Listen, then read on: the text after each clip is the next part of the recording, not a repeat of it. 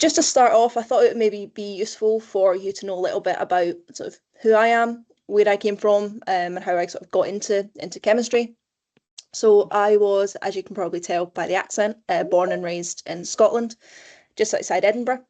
So I spent my first sort of 18 years just outside Edinburgh before I then decided to go and do an undergraduate degree in medicinal chemistry at the University of St Andrews.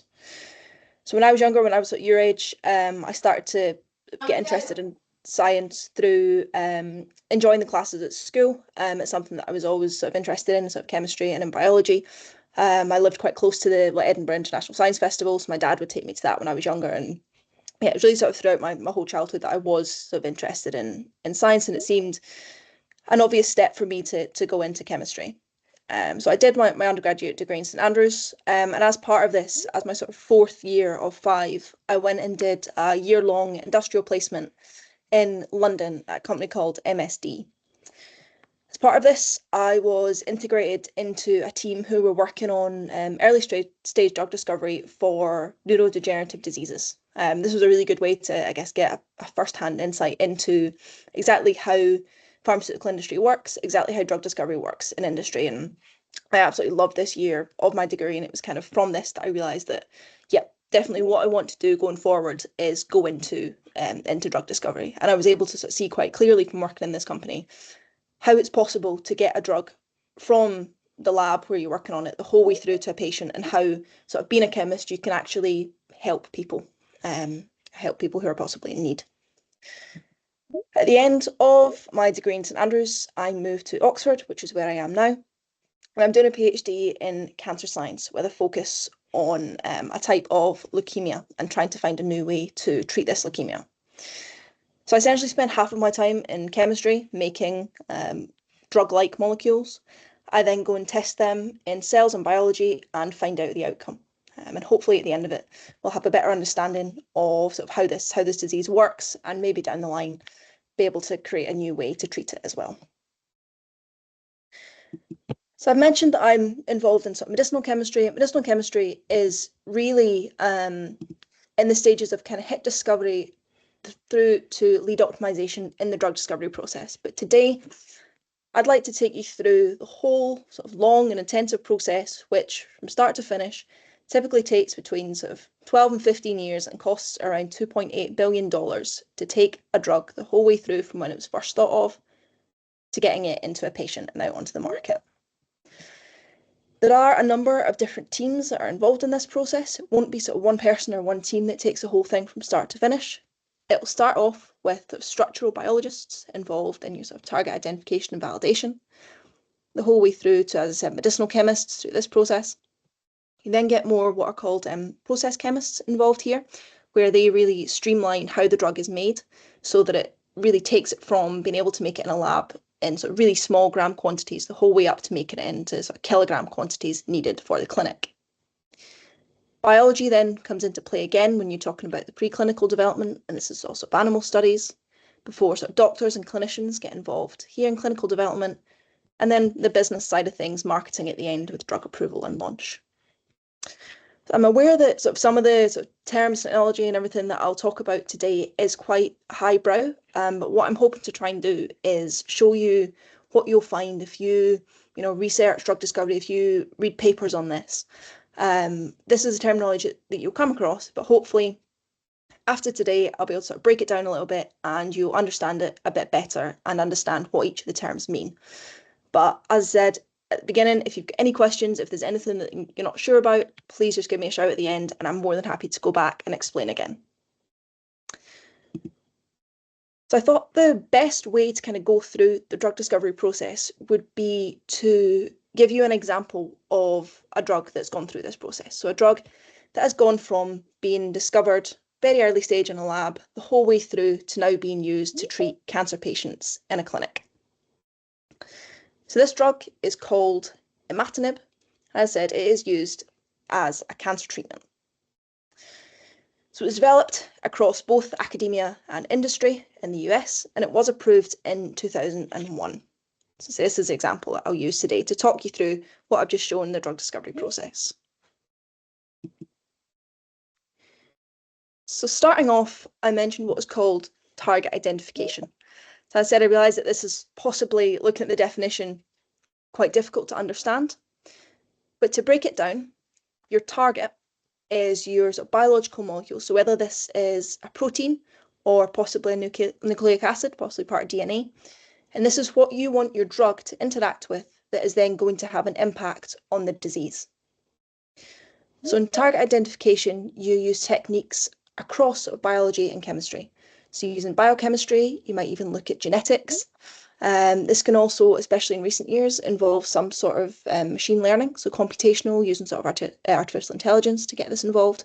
And so the idea is to really work out, right, what can I target? What sort of protein can I look at that when I interact this with a drug, it's really going to give me an impact on my disease. It's going to help patients that have this disease. It's going to cure the disease. It's going to help some of the symptoms. Once you've identified whatever this molecule, whatever this protein target might be, you then need to validate it so that you know for sure when you start your drug discovery campaign, this is definitely something that is going to help patients. You know, when we target this protein with our drug, it's going to have an impact on our disease. So to do this, so you really conduct a variety of experiments, again, across chemistry, across biology, to make sure that you know that this target definitely has a role in the disease. Yeah, hello. Fun. So sorry, can I ask that whoever is on the call, I'm really sorry, can you turn your, yeah, thank you so much. If you could unmute your mics, that'd be really helpful. Thank you. Yeah, so you use a variety of experiments and investigations to really ensure that you know that your target is involved in the disease of interest. And this is important to ensure that your drug will definitely engage your target and that you will get the desired therapeutic effect. So it could be, there's been examples in the past where you've thought early on, great, you know, we've got a target. We think that, you know, by interacting with this protein, we're going to help a patient. There's a really key example with Alzheimer's, thinking, right, if we have a patient who has this protein, we're going to help Alzheimer's. They showed that the molecule did indeed bind to this protein, but the target wasn't sufficiently validated. And so when it got through to the clinic, it had no effect on the patient because impacting this target had no effect on disease. The target validation is such a key step early on to make sure that what you are targeting with your molecule actually impacts disease, actually will help patients if it is to get that far. So looking at our cancer drugs, doctors took cancer cells from 2 patients who had CML, so the chronic leukemia that I mentioned a couple of slides back, and they noticed something a little bit odd, that one of the 46 chromosomes with these patients with this cancer was abnormally short. So they didn't know at this point how it was created, what the function of this chromosome was, no idea, but it was something that they were quite interested in. So it really stood out to them as something that was a little bit strange. So they decided to look and see if other patients with CML had this short chromosome. And they actually ended up finding that 95% of patients with CML have this shortened chromosome. In the 1970s, techniques for studying DNA improved. So researchers were able to then look and realize that this chromosome, this shortened chromosome, forms when 2 chromosomes break, so snap, and then they swap places to make this much significantly shorter chromosome. It was discovered even later on that when this chromosome forms, 2 genes that are normally separated get fused together, and it's this fusion gene that's known as BCR-ABL. The exact name of this isn't important. It's just important to know that, right, this chromosome forms in patients that have CML, forming this fusion gene. Why is this important to know? That's because it's discovered that when this fusion gene forms, this is actually something that causes CML. So when this shortened chromosome forms, forming this hybrid gene, we then get CML. We then get this type of leukemia. This was actually the first time that it was shown that an alteration to your genes could cause cancer. Because it was found that this hybrid gene causes cancer, it was then thought, right, this could be a key drug target. So it's only patients who have this type of cancer that have this gene, this target. Therefore, if we can target this that causes CML, we can hopefully prevent CML and hopefully cure patients with cancer. I realise I've skimmed over exactly how this was discovered. I will admit this is very much not my level of, not my area of expertise, but I have included at the bottom some references. So if you do want to go and read more about this, if this is something that you're interested in, please feel free to go and follow these links and you can find out more about exactly how they identified this gene as a drug target. So moving forward, once you've got your target, you've identified it, you've validated it, you then really start to get into the drug discovery process. And the first step of this is called hit discovery. This typically takes around 1 to 2 years hit discovery. And a hit is essentially a small molecule where you know exactly what it looks like, you know the structure of it, and it shows up as active in the assay that you test it in. So for example, you test, say, 10 molecules at a defined concentration, and you're looking to see which of these kill my cancer cells. If any of the molecules kill your cancer cells at that defined concentration, this will be defined as a hit. It has the activity that you want it to have. Hits can be discovered through various ways, some of which I've listed here. So we've got compound libraries. So this is especially something that's quite prevalent in industry, where you take all the molecules that's ever been made by a company for all the different projects, doesn't matter what the disease area is, doesn't matter what the target, you test these compounds against your target to see, right, do any of these have any activity? This is a really good way to kind of repurpose something that's been made before. You can also do what's called a fragment-based drug discovery, where you take really, really small molecules and you look to see if any of them are very, very weakly active against your target. If they are, you can start to build up your molecule, build in things that can hopefully give you some more activity, some more potency, be better at, for example, killing your cancer cells.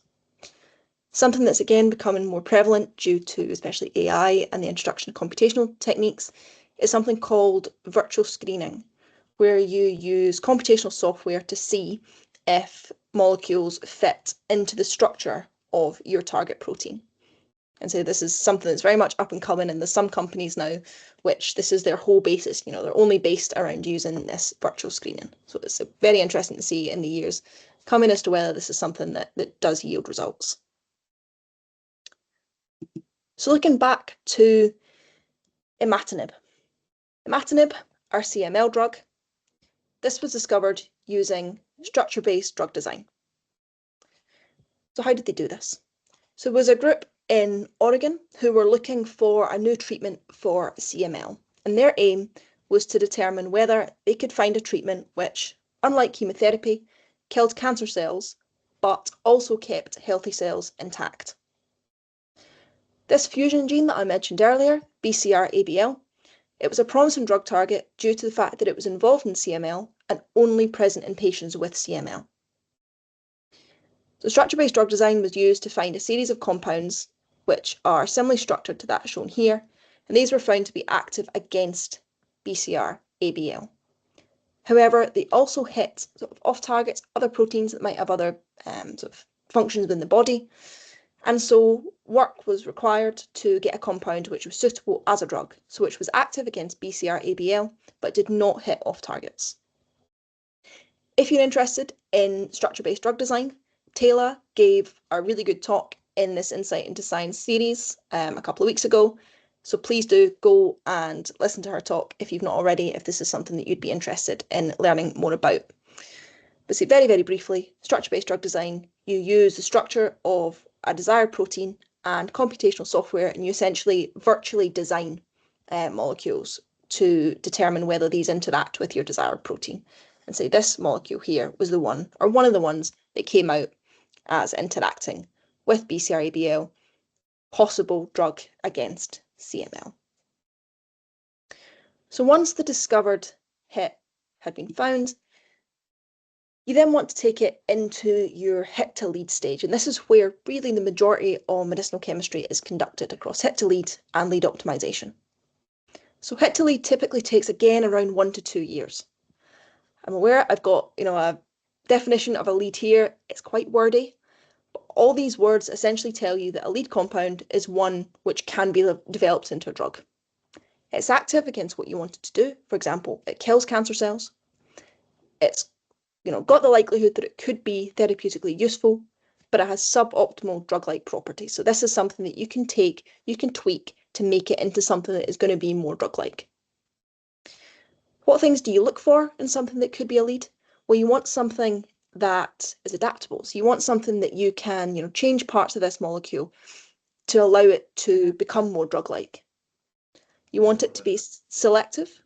So you want to test the binding to sort of similarly structured protein targets and therefore determine its potential to be toxic. So you want to make sure that whatever you're giving to your patient down the line is only going to interact with exactly what you want it to interact with. It's only going to affect your target and not, interact with anything else in the body, not cause any other harm.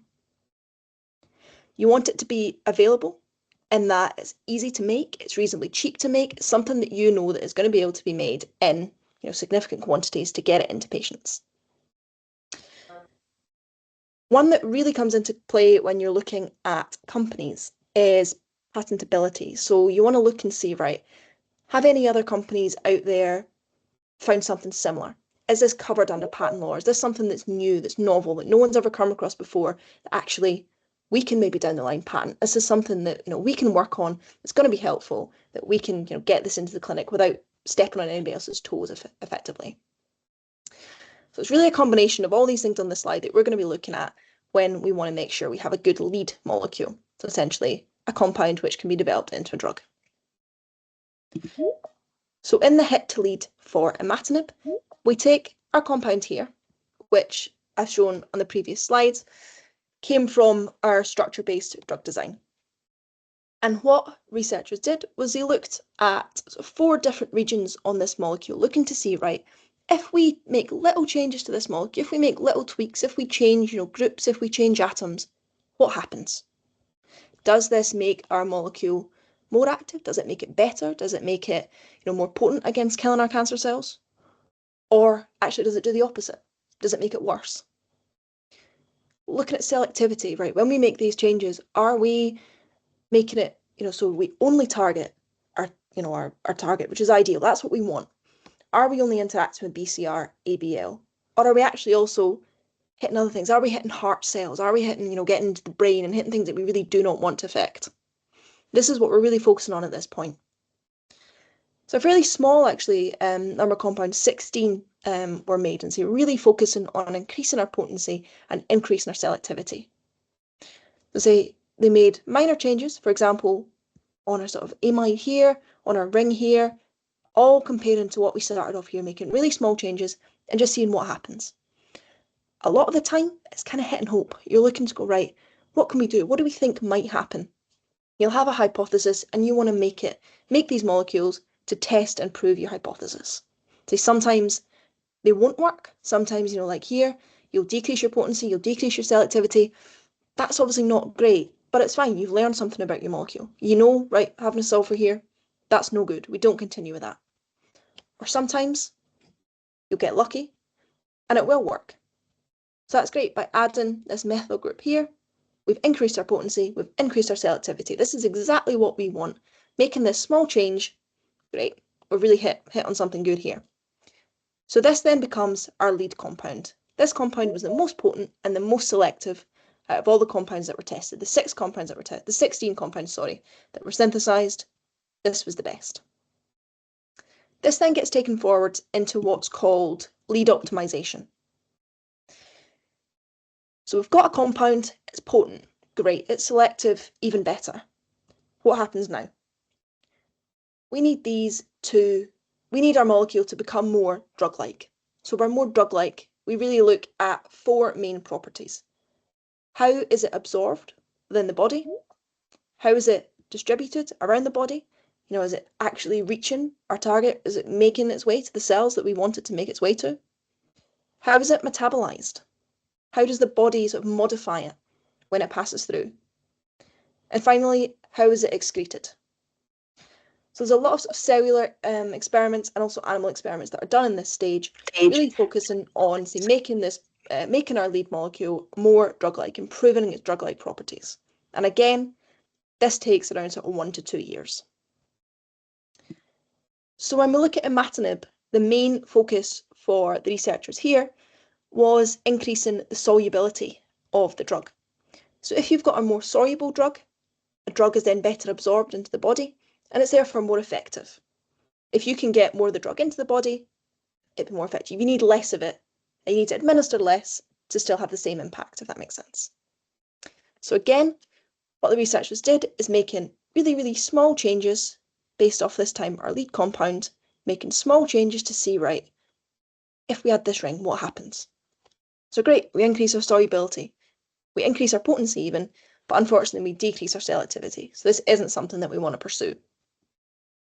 Looking at this one, if we change our methyl and just put a fluorine here, again, we're increasing our solubility, great. This time, selectivity, there's no issues, but we've decreased our potency.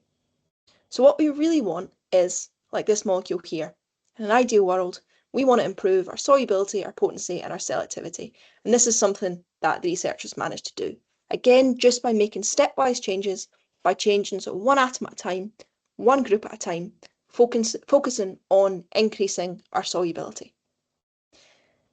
Now, these changes were a little bit more focused.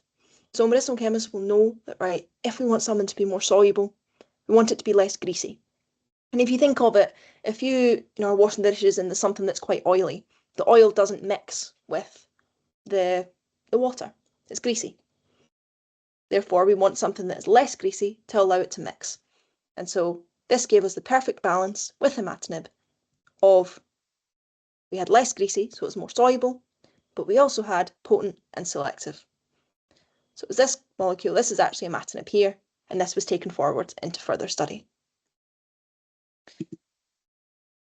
So I'm aware that a lot of you will maybe have joined this call because you're interested in chemistry, but I'm also very aware that a lot of this chemistry is probably something that you haven't covered yet. So I don't want to scare you off with the synthesis of this. I have included a reference which discusses the synthesis and also some alternative methods, if this is something that you're interested in looking into further. But I really wanted to highlight were the key points that you're looking for in the synthesis of a successful sort of lead compound. So when it comes to sort of very early stage medicinal chemistry, honestly, you just want to make something. It doesn't matter kind of how you get it. You could be at the very end scraping your flask, trying to get 1 milligram out. As long as you get it out, it's okay. You can test it.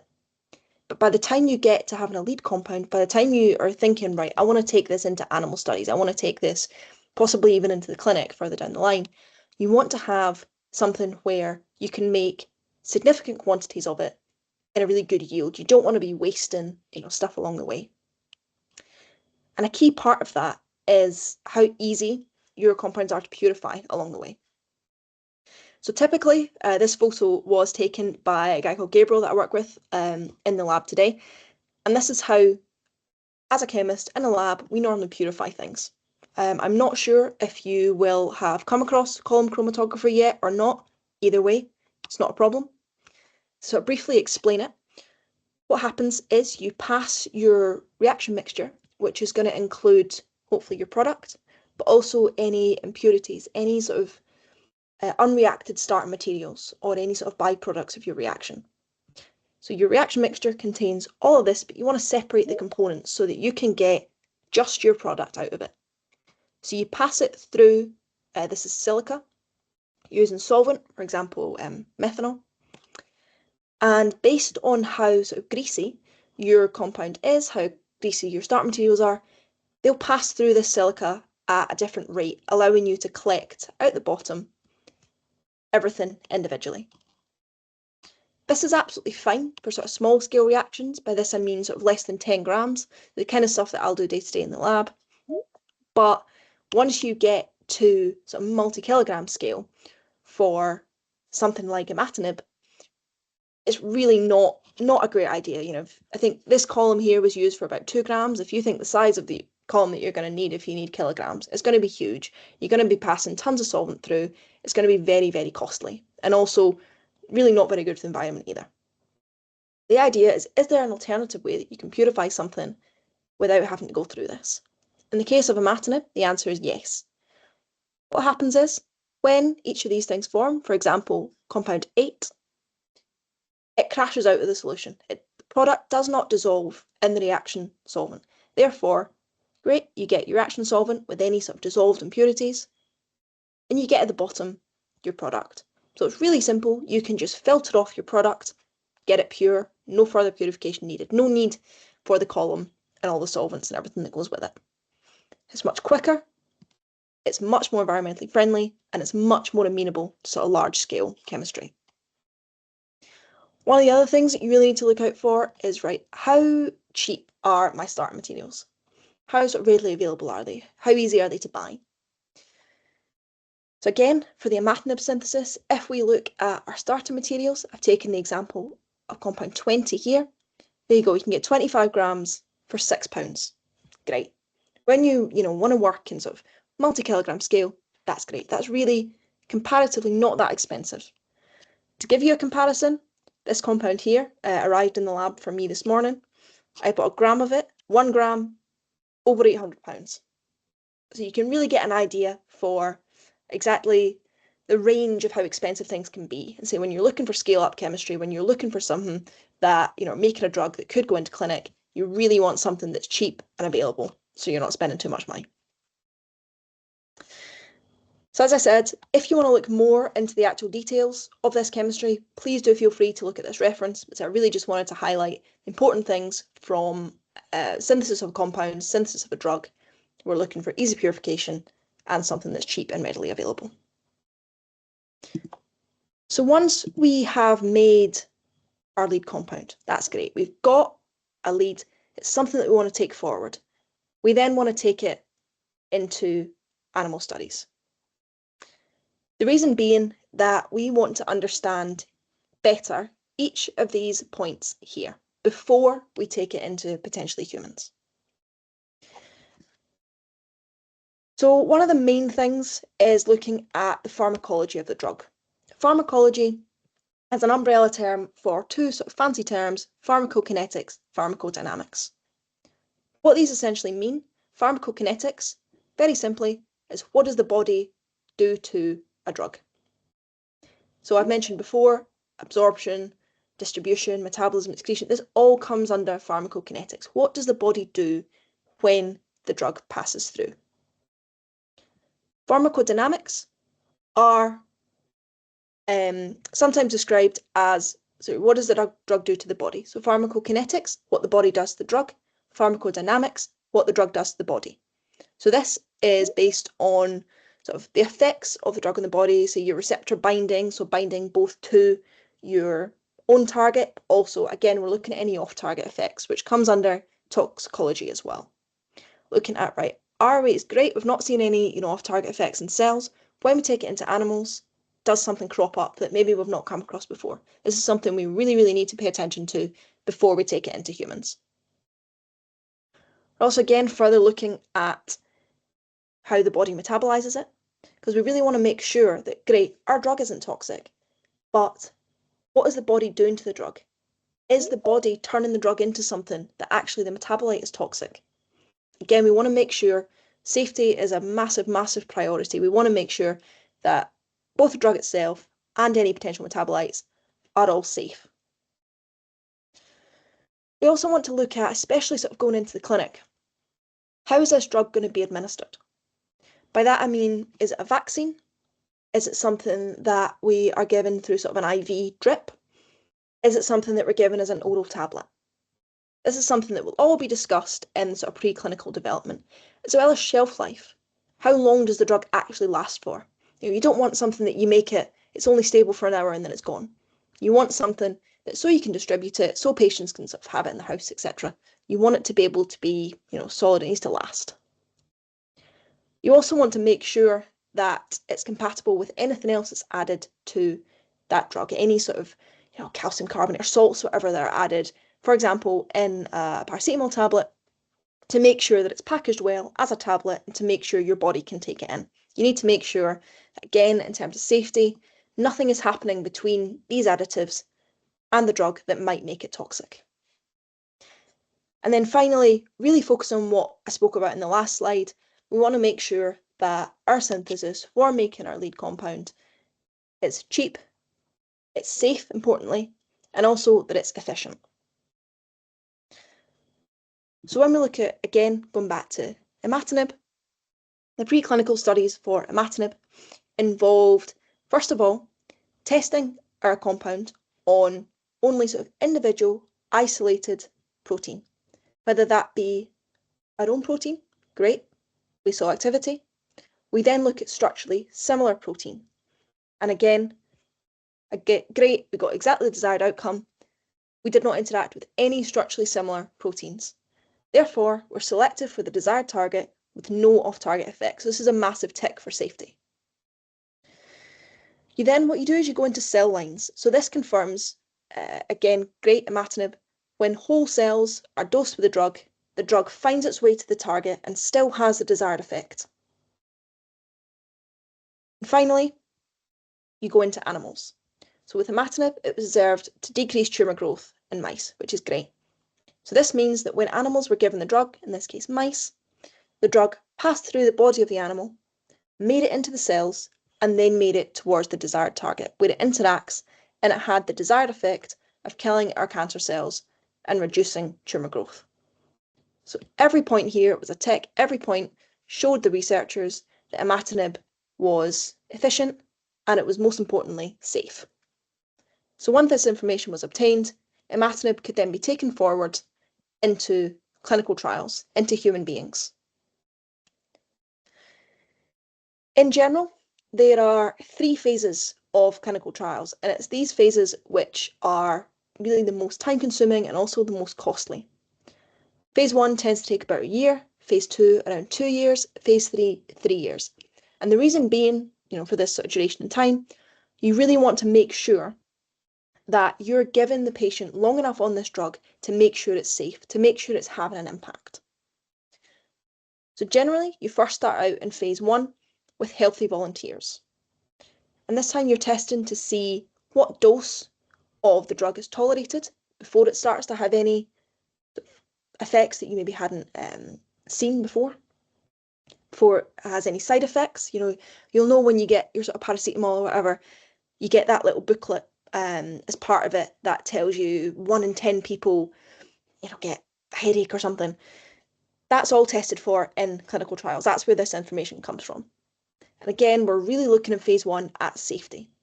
Is this drug okay to give to humans? Does it have any adverse effect on humans that can prevent it from being taken any further? Or is it okay to actually put into humans with the disease?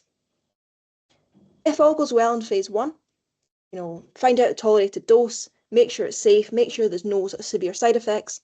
You then go into phase 2, which is a small group of volunteers who have the disease. And what you're looking for here is, again, side effects. We're again focusing on safety, but you're also looking to see, does this drug actually have an impact in patients? Does it actually help the patients? Does it actually cure their symptoms, give them better quality of life, treat them for the disease? If this is found to be the case, patients are treated. You then go into a larger trial. You then go into phase 3, again, looking for drug safety and efficacy, again, really, really important, but also comparing to any current treatments that are on the market. Is what has been made now better than what's currently on the market? Will it be better for the patients? Will it cure them quicker? Will it cure them with a lower dose? Will it give them a better quality of life, less side effects? Something that's really important to be looked at also. I say here that you require statistically significant data, and what I mean by this is that you need enough people in your phase 3 trial that you can say for sure, yeah, this drug has the effect, this drug is safe. This is normally, between sort of 1,000, 5,000 people, is sort of the numbers that we're talking about here. We really want to make sure that we've tested enough people to be sure this drug works and is safe. Phase 1 of imatinib was actually slightly different to what I've mentioned previously, because in the case of imatinib, the alternative treatments were fairly toxic and poorly tolerated. So rather than giving imatinib to healthy volunteers, first of all, it was decided to give patients the drug. Decided that, we don't want to have these patients waiting any longer. If there's a possible cure out here, this is something that we're going to do. We're going to give it to them straight away. This is something that's quite prevalent in diseases of children. You don't want to subject sort of healthy children to potential drug molecules. Even though they've gone through so many safety trials to get to this point, you still don't want to subject children to this. Therefore, if you have any sort of drugs that are looking to be given to children with children's diseases, you tend to go into children with the disease straight away. So in this case, imatinib, the chemotherapy, which was the sort of standard of care before imatinib, was very toxic, very poorly tolerated. So the idea was, first of all, just give it to known patients and see if it has an effect. Let's say a very, very small number of patients, just to see, right, what's the dose like? How much do we have to give our patients to make sure that it's actually having an effect, and make sure there's no side effects? And also looking at, right, is it actually having a clinical benefit? It was seen in phase 1 that if you gave patients a dose of more than 300 milligrams, the levels of red blood cells, white blood cells, and platelets were back to normal. This is what I mean by a hematologic response. Essentially, the symptoms of the patients got better, which is great to see. And it was found that patients could take 400 milligrams once a day, and this would give the desired result. Minimize side effects, maximize efficiency. Because phase 1 was so successful, the drug then went into phase 2, which thankfully confirmed the results of phase 1. So in a greater population of patients with the disease, they were given the drug, and the results were confirmed, and we had a progression-free survival of just under 90% at 18 months. What this means is that after 18 months being on imatinib, CML patients, their cancer had not progressed, and they had survived. Again, this was positive, so the drug then went into phase 3. And in phase 3, it was compared to alternative therapies that CML patients were getting, for example, chemotherapy, and it was found to be vastly superior. So patients had a much better quality of life on this drug compared to alternatives, and they also had a much higher survival rate. So essentially, 81% of patients at 30 months of being on this drug were cured of CML. So phase 1, phase 2, phase 3, all successful clinical trials for imatinib, and as a result, it was then approved by authorities in both the US and Europe as a standard of care for patients with CML, and it was launched in these countries and taken forward. And still today, imatinib is a standard of care for patients with CML. So post-clinical trials, so you then go into, once it's been approved by the authorities, you go into drug approval and launch. This is very much on the sort of business side of things, the marketing side of things, and this is in itself quite an expensive part of the drug discovery process, in that taking a new drug, launching it, marketing it, costs around 444 million. So it's not cheap, but I think we'd all agree it's worth it so that we can make sure that patients are getting access to the treatments that they need. So it's regulatory bodies such as the FDA in the US or the EMEA in Europe who, first of all, approve the start of clinical trials, and they also look at the results of the clinical trials to see, right, this is something that we want to approve. This is a drug that has passed the clinical trials. We want it to go forward into the market where it can be sold to patients. Safety and looking at the efficacy of drugs has been obviously a real focus the whole way through the process, especially in the clinical trials, but it doesn't just stop at the end of clinical trials. Even still, even once it's on the market, patients are still monitored to see, right, are we coming across any side effects that we hadn't come across before? Everybody's different. It could be that, 1 in 1,000 people is affected by a side effect that hadn't been seen in the sort of previous clinical trials. So we're still looking to make sure patients are safe, still looking to make sure that the drug is actually helping the patients that it's being administered to. So obviously everything that I've spoken about today, it's all been very positive. This is a really positive, successful story of imatinib. It's great. It started out in a lab the whole way through. It's passed its clinical trials. It's now on the market. It's now the standard of care for patients with CML. Unfortunately, this is really the rarity to get a drug which is this successful.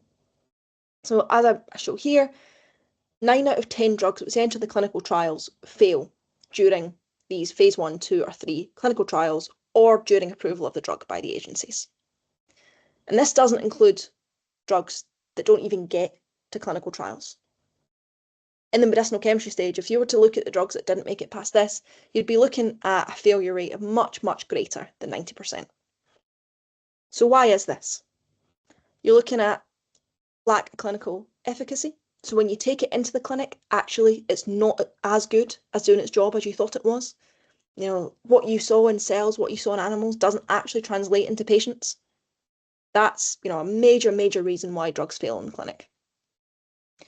Could also be that you see toxicity in humans that, again, you hadn't seen in animals. And this is something that, of course, we're really looking at safety. If it's toxic, it can't go any further. You really do not want to be giving patients something which is going to cause them severe side effects. It's going to make their life pretty miserable. Could also be that poor drug-like properties are a cause. So maybe it's not soluble enough. It actually doesn't reach, once it's within the human, it doesn't reach its desired target. It could be that it's not effective as you thought it was because it just can't quite get there. Or maybe it's, you know, metabolized a lot. So again, it doesn't actually reach its desired target because the body is chewing it up before it even gets there. It could also be something as simple as a company runs out of money. You know, clinical trials are incredibly expensive.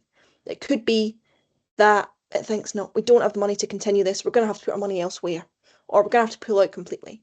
This all comes under the blanket of sort of poor strategic planning. The ways to improve drug development, they'll all seem sort of fairly self-explanatory based off of this. Great, we can optimize our strategic planning. Yeah, if you know, maybe plan earlier on, if you have sort of looked at the costs, mapped it out in greater detail to see, right, exactly how much money are we going to need at each stage, the drug won't fail because of lack of money. You can maybe look at, right, what drug-like properties are we actually looking at in our sort of hit to lead, in our lead optimization phase.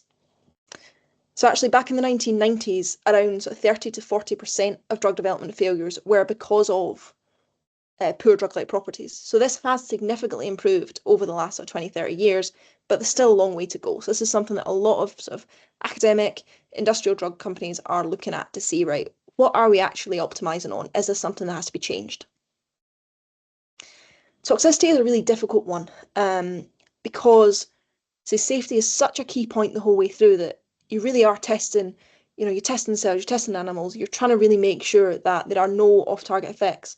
Sometimes there are some things that just go unseen. When it reaches humans, there's something that's unexpected, it's unforeseen.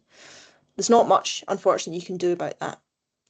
But what you can look at is, right, what are the thresholds in animals? What do we accept as a suitable level of toxicity in our animal or in our cell? Is this something that you should sort of change, that maybe when it goes into a human, if we'd had a different threshold, the toxicity in humans wouldn't have been seen? There's so many things that sort of are looked at here to really make sure that safety is a key concern. And again, so looking at our main one, we're looking at improving drug efficacy in preclinical and clinical studies. And say, again, this is really, really difficult because, of course, every step of the way, you're making sure that you take your best compound forward. You're making sure that you've got potency. You're making sure that, you know, it has the desired effect. But this is something that can always be looked at more. And say, really validating your target right at the beginning. That's something that's becoming more and more key to this. And I've mentioned sort of computational a lot. AI, again, is becoming more involved in this in terms of, can we predict, based off of previous, how efficient a drug might be in preclinical and clinical studies. I've mentioned academia and industry a lot. I've, as I said right at the beginning, had the chance to work in both. Here's some embarrassing photos of me in both academia and in industry. I wanted to give you a little bit of an idea of how they differ. So I've been in sort of 2 academic labs, 1 industrial lab, both involved in sort of medicinal chemistry, very early stage medicinal chemistry. I'm not here to say that one's better than the other, but this is just sort of my experience, my opinion. So when I've been in academia, I've really been focusing on sort of answering bigger questions. You know, how does this drug actually work? There's not really a lot of focus on getting the drug through to the clinic, mostly because it's very, very difficult for academia to do this without industrial help. Industry obviously has a lot of money. By the fact that they sell their own drugs, you're going to recoup the money back in. The money can then go to this early stage, can go to clinical trials, can go to funding the whole process. Normally, to get a drug from an academic lab into a clinic, you're going to need industrial help. So a recent example of this is with the COVID-19 vaccine. Oxford developed the technology, developed the vaccine, went to AstraZeneca, and the two paired up to then get the vaccine through the clinical trials and into patients. That's not to say that, say, a drug cannot make it from academia into the clinic. Academia has history of, spin-out companies, and the lab that I work with, this is something that they are involved in quite a lot. It is possible. Certainly in my experience, it's easier. The pipeline is there to get a drug from the bench into the patient in industry. Industry, again, with the money, you've got access to much more high-tech equipment. So I told you earlier about this sort of column chromatography and the fact that you have to, pass your compounds through the column manually. It's quite time-consuming. It's quite laborious. In industry, there's machines that do it all for you. This was something that I really missed when I came back into academia after industry. Industry, there's a lot of automation, gets things done much quicker, and so they've got the money to do it, so time is money. So it's not to say that one is better than the other. I think a lot of it comes down to personal preference, and I would always recommend, if it's at all possible, to try both. If drug discovery is something that you want to get into, I'd really, really recommend that you try for yourself both academia and industry. Before I went into industry, I personally didn't think I would like it. I was kind of under the impression that people in industry were, only in it for the money. They only cared about making money. Not at all the case that I found. I found in industry, people were really, really interested in getting it into the patient. That's why they were there. They were driven by the fact that what they make in a lab could make it into a patient. People in academia, very much the same. They want to help people. But so there's two different sort of sides. There is the academia, there is industry. People prefer both. People prefer either for a different reason. So there's no one right, no one wrong. But say if I could give one piece of advice, if you do want to go into drug discovery, I would recommend sort of trying both. And with that, I think hopefully I've given you a fairly thorough overview today of what the drug discovery process is. Hopefully now you're sitting with maybe a better idea of how this process works, a better idea than when you last saw the slide at the beginning. But as I said, if there's anything that I've not explained well, if there's any questions you've got, please do let me know, either the upcoming Q&A or also